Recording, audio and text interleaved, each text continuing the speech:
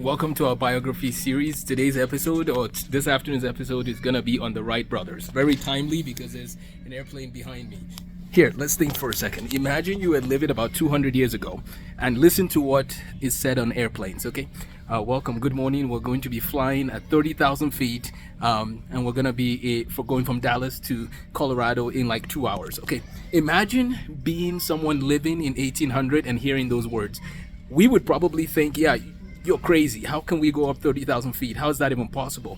Well, that's possible partly because of the efforts of people like the Wright brothers. Now, there were some inventors in Germany and France, and we have Leonardo da Vinci's drawings, and he was already thinking about this even in the 1500s. So we know that there were people that were thinking about different ideas, but the people who brought it to fruition were the Wright brothers. Now, there's a book about them by David McCullough called The Wright Brothers, and it's a very good book.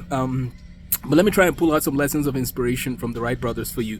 The first thing is the Wright brothers were willing to do something that had never been done, and they knew that. They received a toy from their father who had visited France, I believe, and they basically, that inspired something in them. Now, they were in class one day, and one of the teachers asked the Wright brothers, I think it was first grade, like, hey, what are you up to? On his desk, he was trying to sketch, and he said that he was trying to make something someday that would fly. Basically, him and his brother were on a quest to do something that had never been done before. It didn't stop them from trying, and they worked hard. Now, here's something cool about the Wright brothers. Two different states in America love to claim the issue of flight, Ohio and North Carolina, right? They were from Ohio, but they went to North Carolina to test out their flight. So the Wright brothers, we can learn a lot of lessons from them in our biography season, in our series. I believe their father's name was Bishop Milton Wright. He of course gave them good training. They were hardworking. They owned a bicycle. They had a bicycle repair shop. So they were very hardworking people that committed their lives to help us advance aviation.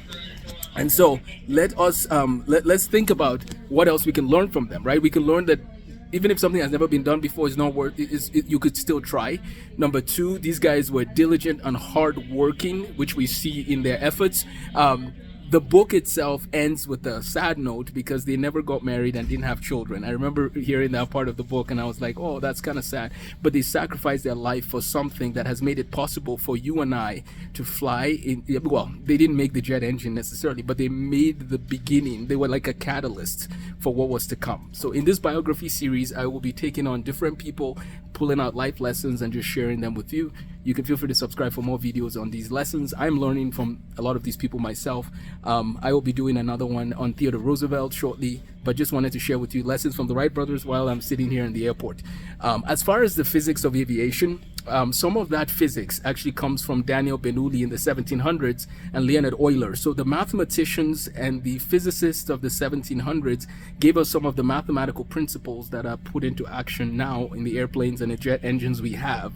And we talk about Bernoulli's principle and things like that. So it's really interesting. Another lesson we can learn in all of this is that sometimes the work you do today might not reap you the rewards you want today, but 200 years later, it will help somebody else. So whatever you're doing today, seek to do it well. I'm going to end with a story.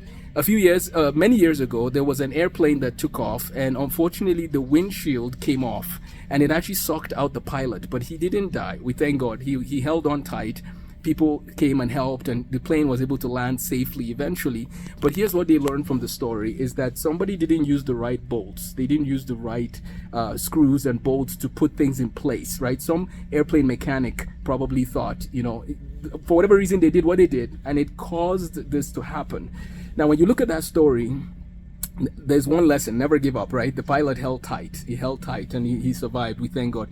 But it's also the lesson of whatever your job is, seek to do it well, right? And that's something we all need to seek to grow in whatever our jobs might be.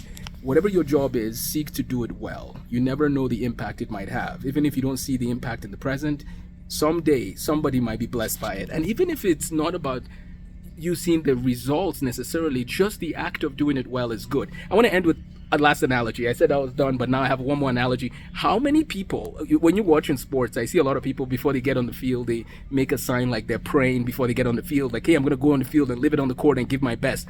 How many people go to their jobs every day with that kind of attitude? That's my question, right? How many people go to their jobs and they're like, hey, I'm going to pray and this is going to be a great day. I'm going to give my best.